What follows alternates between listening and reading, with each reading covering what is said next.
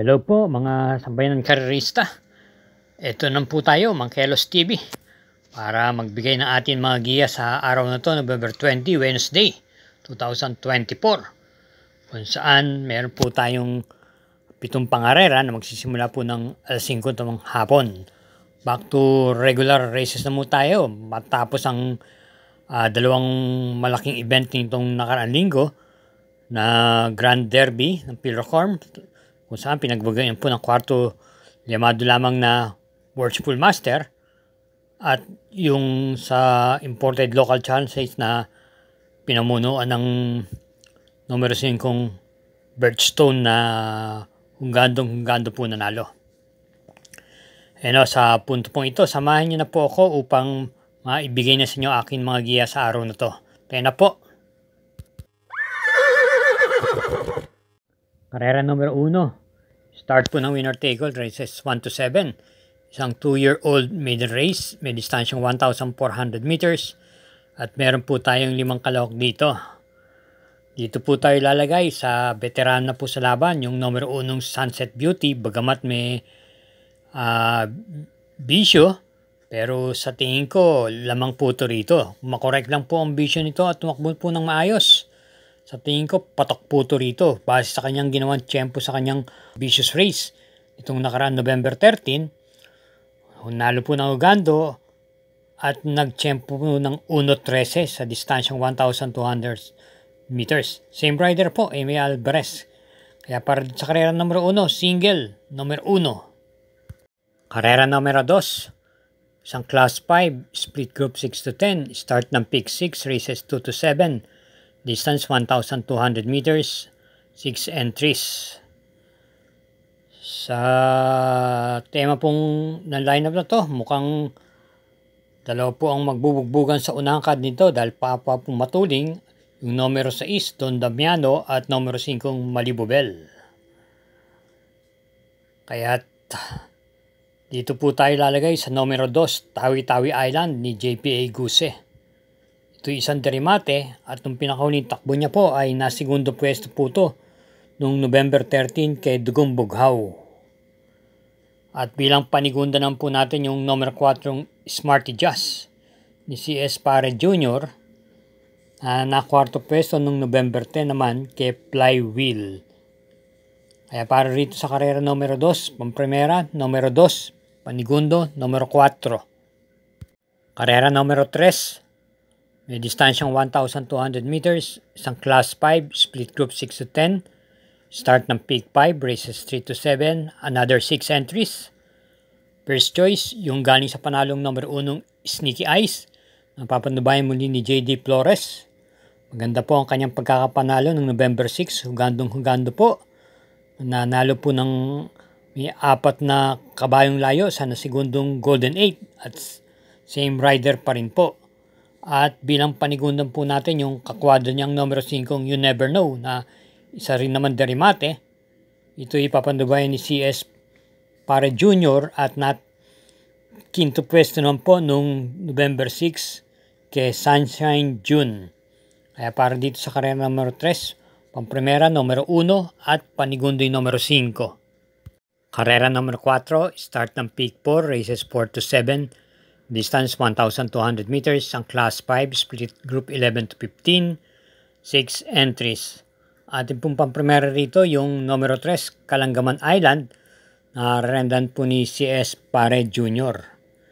Alam naman po natin, ito ay may takbong kung pwedeng kunin ang unahan, kinukuha, at pwede rin naman itong isunod-sunod lamang at gandiman iparimate. Ito'y nakinto pwesto lamang po noong November 10 sa kabayang nalong Bantay Sarado. Same rider pa rin po. At bilang panigunda naman po natin yung numero 1 Happy Kid na mukhang nagagamayin po ni PR Dilema. Pwedeng ipagsabayan sa unahan at pwede rin pong ipacing tong kabayong to. At ang kinagandahan po dito ay parati pong natitimbang to. Noong November 13, siya ay nakinto pwesto lamang po kay Service Deluxe. Kaya para dito sa karera numero 4, pamprimera numero 3, panigundo numero 1.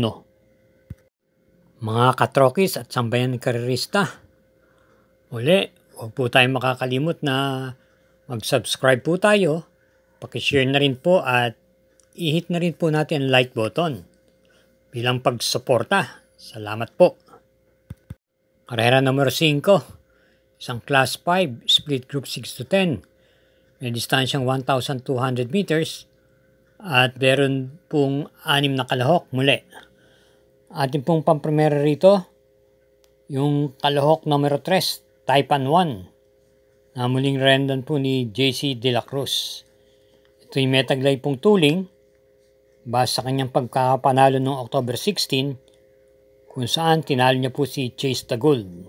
Same rider pa rin po, JC De La Cruz po ang rerenda. At sa akin palagay, angkop na angkop po sa kanyang distansya dahil wala nang pong gaanong may katulingan dito. At bilang panigundo po natin yung numero 1 top of the mark na maganda po ang itinakbo matapos manggaling sa bakasyon. Dumating po ito ng tersera pwesto nung pinakuling laban niya kay Laguna de Bay.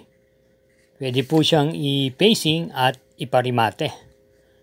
Kaya muli, para dito sa karera numero 5, from primera yung kalahok numero 3, panigundo numero 1. Karera numero 6, penultimate race.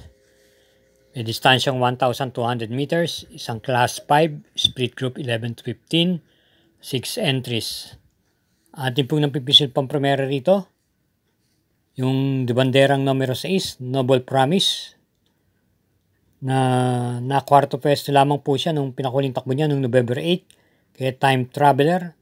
Same rider pa rin po, JM Storke. Meron po itong naitalang panalo nung October 29 kung saan tinalo niya po si Lucky 222. At bilang panigundo nun po natin yung numero 3, Star of the Future. Ito po yung may takbong na ipipacing at na uuna sa harapan.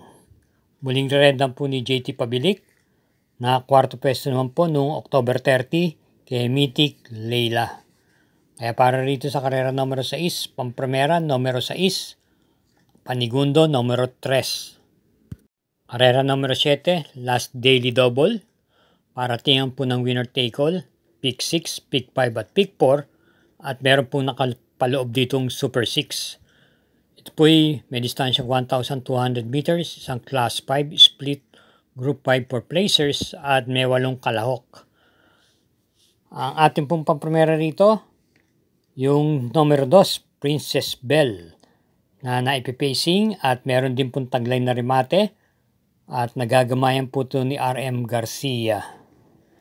Ito po'y may preba kung saan nung November 9, siya po ay dumating lamang po ng papitong pwesto sa kabayan nadong Modern Stroke. Pero kung ating babalikan yung nakalipas niyang takbon nakarang buwan noong October 29, siya po ay nasigunda kay Street Queen. Bilang panigunan po natin yung numero 1 Quincy na 2 beses na pong dumating na segunda. Nung una po, nasigunda po siya nung October 30 kay Smiling Lady. At nirendan po siya doon ni RM Garcia. Ito po ay may takbong na ipipacing at naiuna rin po sa harapan. Isa pong takbo niyan itong kailan lang noong November 15 kung saan nasigunda lamang po siya kay Princess Serena. At bilang panersera po natin dito yung numero 8 Eyes of Sunrise na nakinto pwesto naman po noong November 9 kay Modern Stroke. Ito po'y may taglay na bilis din at gayon din naman na ipipacing. At rerendan po siya ni JD Flores. Kaya para dito sa karera numero 7, pampremera yung numero 2, panigundo numero 1 at panersera yung numero 8. Okay, mga bayan karerista at masugid na taga-subaybay. At tapos na lang po ang isang araw natin sa pamimigay ng giya. At hari na po'y matapat po ang ating mga giyang muli. At iingat po sa ating pag-uwi at hinay-hinay lang. Paalala, Gabay lang po ito, inyo pa rin kursunadang masusunod. Again, thank you for watching and good luck po.